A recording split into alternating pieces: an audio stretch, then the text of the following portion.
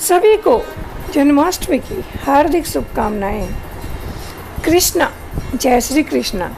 इसका अर्थ क्या, मेरी नज़र में क्या है, मैं क्या सोचती हूँ कृष्णा का अर्थ क्या है।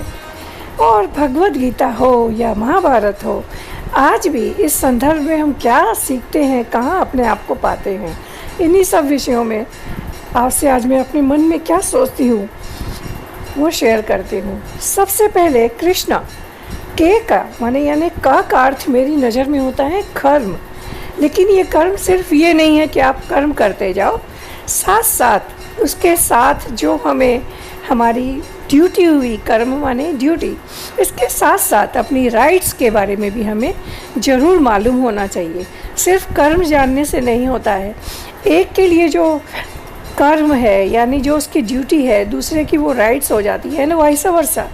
तो दोनों को हमें एक बैलेंस बना के चलना चाहिए और हमेशा सामने वाले के नज़रिए से भी हमें सोचना होगा कि वो जो कर्म कर रहा है उसके दृष्टि से हो सकता है वो सही है। सिर्फ नज़रिए का अंतर है। ये हुआ कृष्ण के कर्म, जो हमें बहुत कुछ सिखाता है कि सिर्फ सोचने से कुछ नहीं होता है। कुछ ना कुछ कहीं भी किसी भी कंडीशन में, कितने भी अंधेरे में फंसे हो, कुछ ना कुछ हमें उससे बाहर निकलने के लिए प्रयास करते रहना चाहिए। अंधेरे से याद आया, और आपने कभी सोचा है जब हम लोग, हर व्यक्ति जब जन्म लेता है तो वो रोता हुआ क्यों जन्मता है? कभी सोचा है?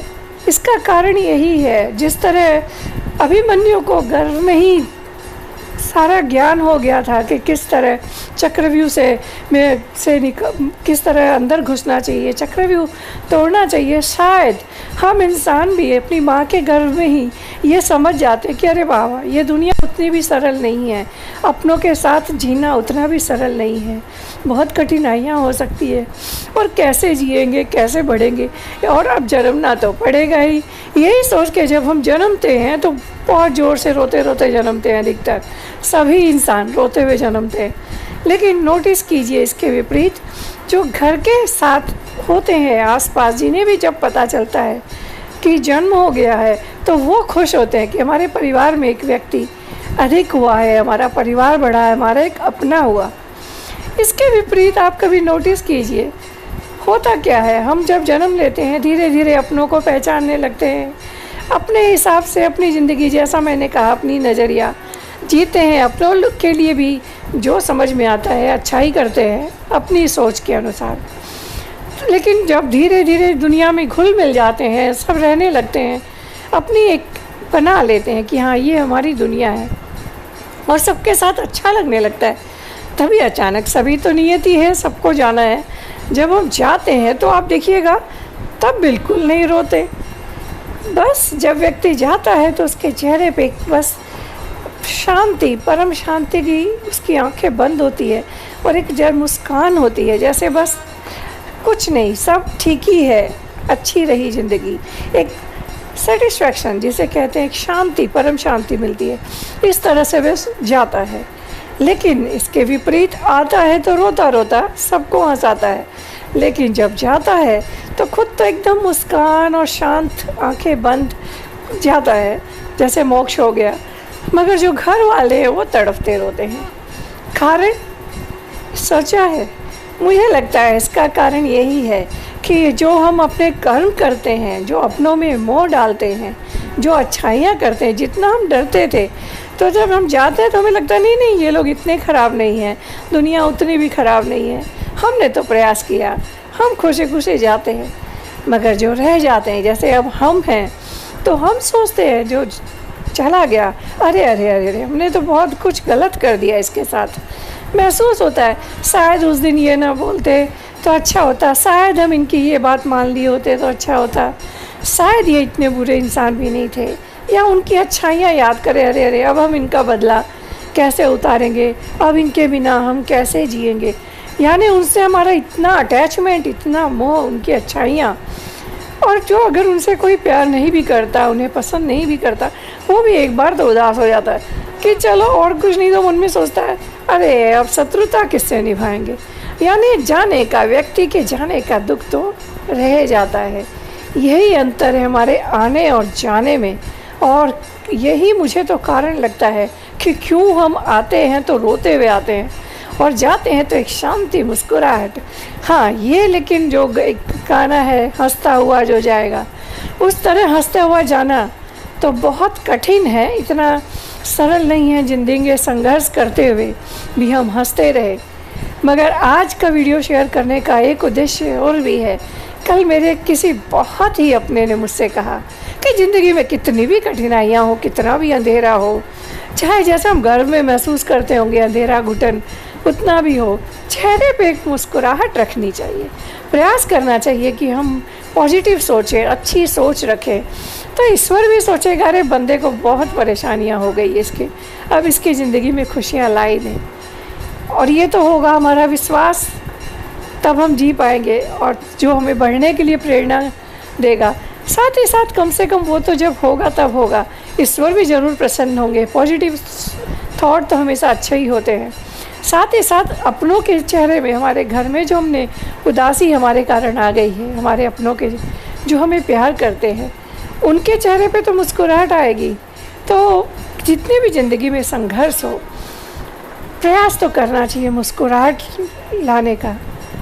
और कृष्ण का जो जीवन है वो एक सबसे जो अधिक हमें सिखाता है अपनों का महत्व और अपनों से कैसे जीना। पूरी आप कह सकते हैं महाभारत में और गीता में तो पूरा अध्याय है कि सामने जो खड़ा है वो हमारा अपना है, लेकिन हमें उससे किस तरह टैकल करना। ये सचमुच आज भी हमारे जीवन में होता है। आप नोटिस कीजिएगा, हम क्या किसी अनजान व्यक्ति के कुछ कहने से आहत होते हैं? नहीं, एक सेकंड के लिए क्षणिक ख्याल भी आता है क्या बोल गया, फिर ध्यान ही नहीं देते कौन माथा फोड़ी करे। लेकिन वहीं हमारे अपने अगर हमें कुछ भी कहते हैं तो हम उसे भूल नहीं पाते, कहते हैं अब ये गम तो हमारे साथ ही रहेगा। ये क्यों होता है? क्योंकि हमारे अपने होते हैं, हमारा उनमें मोह होता है। तो ये मोह माया से हम भगवान नहीं हम निकल सके, लेकिन इनसे टैकल करने के लिए हम ये ज़रूर कर सकते हैं। सबसे पहले तो एक बार सामने वाले का नज़रिया ज़रूर समझे कि शायद उसका इंटेंशन बुरा नहीं हो, इसने ऐसा कहा तो कोई कारण होगा, उसके दृष्टि से सोचे।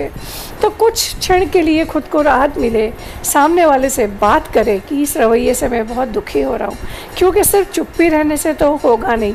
हाँ, और ना ही हम युद्ध कर सकते कि युद्ध करो, युद्ध करके भी क्या, महाभारत का भी अंत हम जानते हैं। तो युद्ध भी संभव नहीं है घर में। और अभी तो एक साल में तो आप चुटकुले कई बार सुना चुकी हूँ कि ये देवी बाहर जाने के उचित नहीं, घर में रहना है तो निराहार रह नहीं सकता। तो यानी कहने का अर्थ रहना हमें अपनों के साथ ही है। तो परिस्थितियों को सुलझाने का प्रयास करना होगा। कृष्ण का जीवन हमें बहुत कुछ यही है। कृष्ण का अर्थ जैसे के से हुआ कर्म, एस से होता है। मेरा तो यही मानना है कि स्वार्थ लिमिट का, माने हम ये नहीं कह सकते कि हमें तो, हमारे में तो स्वार्थ भावना है ही नहीं। सेल्फ रेस्पेक्ट हमारे में होनी चाहिए। एस का अर्थ है सेल्फ रेस्पेक्ट, और सिर्फ अपनी नहीं, सामने वाले की भी सेल्फ रेस्पेक्ट। अक्सर लोग अपनी सेल्फ रेस्पेक्ट के बारे में तो सोचते हैं, सामने वाले को कुछ भी जलील करो, कुछ भी कहो, सोचते ही नहीं कि वो आहत हो रहा होगा। सामने वाले की सेल्फ रेस्पेक्ट का भी हमें सम्मान करना चाहिए। ये हुआ एस। और दूसरा, किसी के एहसानों को न भूलें, भूलना नहीं चाहिए। करके जिस तरह कहते हैं कि भूल जाओ, तो उसी तरह किसी ने कहा तो उसका लेकिन न भूलो। और करके भूलने का भी यही बात है, कहना सरल है, हम भूलते नहीं हैं, लेकिन उसको लेके अगर निराश होने का भी कुछ नहीं है। अब अगर आपको लगता है कि आपने जो किया उसका कोई फ़ायदा नहीं, व्यक्ति सही नहीं है, तो आप वही अच्छाई उन लोगों के साथ करें जिन्हें इसकी ज़रूरत है। लाखों लोग जिन्हें हमारी ज़रूरत है। अब प्रश्न होता है कृष्ण, ना किसे कहें? नेगेटिव थॉट इन्हें ज़िंदगी से निकालना ही पड़ेगा। दूसरा, अमानवता निकालना ही ज़रूरी है, बहुत ज़रूरी है। और एक जो बोलते हैं ना, कटु वाणी ना कहिए। मैं आपसे, और मन में जो नकारात्मक सोच है दूसरों के प्रति, जो घृणा आक्रोश है, उसे हमें निकालना ही पड़ेगा। सामने वाले का नुकसान तो हमारे अपने का हो ही रहा है, उससे अधिक हमारा अपना है। आप देखेंगे जो लोग अक्सर बहुत कटु बोलते हैं, आक्रोश होता है, उनके खुद के जीवन में भी उतनी शांति नहीं रहती, चाहे वो जाहिर करे या ना करे। कटु वाणी को ना करना होगा। कटु सोच जो नफ़रत है औरों के प्रति, उसे हमें ना करना होगा।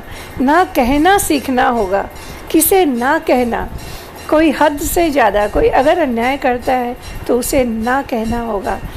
ये सहनशीलता अच्छी है एक हद तक, लेकिन चीज़ें हमारे पसंद की नहीं हो रही है, ना करना सीखना होगा। और इसके विपरीत सब समय ना ना ना ये शब्द भी हमारी ज़िंदगी से हटाना होगा। सामने अगर कोई अच्छा कह रहा है, अच्छा कर रहा है, तो उसे स्वीकारना सीखना होगा। और हम सिर्फ एक बार बहुत हमेशा अक्सर कहती हूँ, हम ये सोचते हैं कि जो हम कर रहे हैं सही है। कहीं हमें कई बार हमारे साथ, जैसे मैंने कहा ना, व्यक्ति चला जाता है तो हम सोचते हैं कि काश हमने इसकी बात मानी होती। आज इस दौर ने अभी सिर्फ जो गए वो नहीं, इस कोरोना ने भी हमें ना सिखा दिया है कि अरे कोई आपका अपना आपसे कुछ कह रहा है, उसे आप सुनिए ज़रूर, सेकंड थॉट ज़रूर दीजिए। आगे कुछ नहीं है, जो है अभी है। किसी अपने को अगर दुखी कर दिया है तो सोचे नहीं कि ना मैं अपने सॉरी नहीं बोलूँगा, सॉरी बोलिए। और कोई अच्छी बात कह रहा है, सुनिए, 2 जन से ज़रूर सलाह कीजिए और उन 2 को भी ज़रूर चयन कीजिए, वो आपके अपने हों।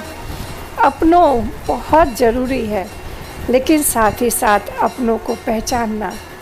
जैसे कृष्ण ने कहा, ये तो देखो तुम्हारे अपने कौन हैं, सही है या गलत है, हम किसका साथ दे रहे हैं। अपने हैं, आप उन्हें प्यार ज़रूर कीजिए। हम अपनों को छोड़ नहीं सकते। आपने देखा होगा कई बार अक्सर लोग कह भी देते हैं, माँ ज़्यादा बहुत दुखी होती है तो बस रो देती है और माफ़ कर देती है आंसू के साथ। हम माफ़ कर देते हैं अपनों को, हम दुखी होकर उन्हें बद्दुआ भी नहीं देते, उनके लिए और डबल दुआ करते हैं। ईश्वर से कहते हैं इनकी गलतियों के लिए इन्हें क्षमा करो। लेकिन इसका अर्थ ये नहीं है नॉक नॉक, उन्हें समझाइए ज़रूर कि कहाँ गलती हो रही है, और ख़ुद को भी नॉक नॉक। और कई बार क्या होता है, वक्त करवाता है हमसे ऐसा, हम समझ नहीं पाते। लेकिन अगर कोई बार बार कहता है तो उन्हें समझने का प्रयास करें।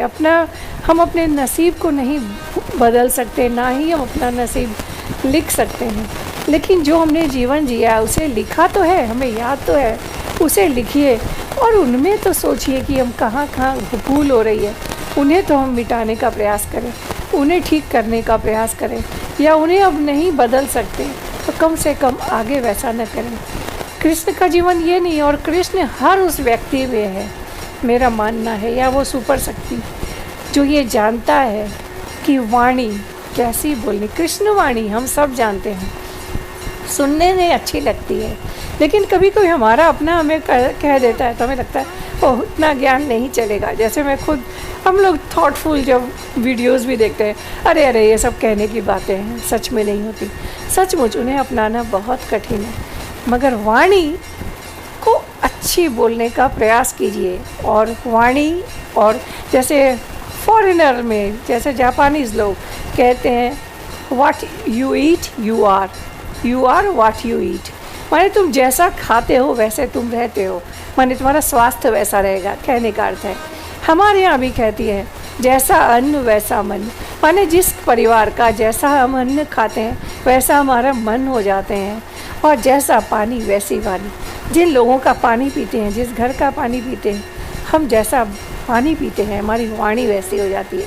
इसीलिए कहते हैं ना, अच्छी संगत पे बहुत बार बोल चुकी हूँ। संगत प्रयास ज़रूर करें, आप किनके साथ रह रहे हैं, आपके आसपास कौन है, और उनकी सोच कहीं आपको इतना प्रभावित न कर दे कि आपकी अपनी सोच कहीं लुप्त हो जाए।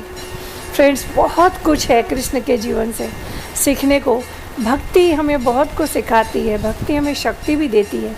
और भक्ति की दृष्टि से न भी तो आज के संदर्भ में भी आप देखिए, जो कहा गया है कि हम चोला बदलते हैं, हमें पता नहीं अगले क्षण क्या होगा, इस कठिन दौर ने हमें सिखा दिया है।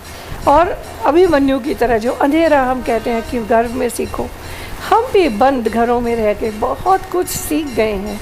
नहीं सीखे तो अभी भी सीख लें। इतना ही कहूँगी, ईश्वर से प्रार्थना करनी चाहिए कि जो भी कर्म हम करें ये नहीं सोचा कि हम तो सही कर रहे हैं। आपको शेयर मार्केट का उदाहरण दूंगी।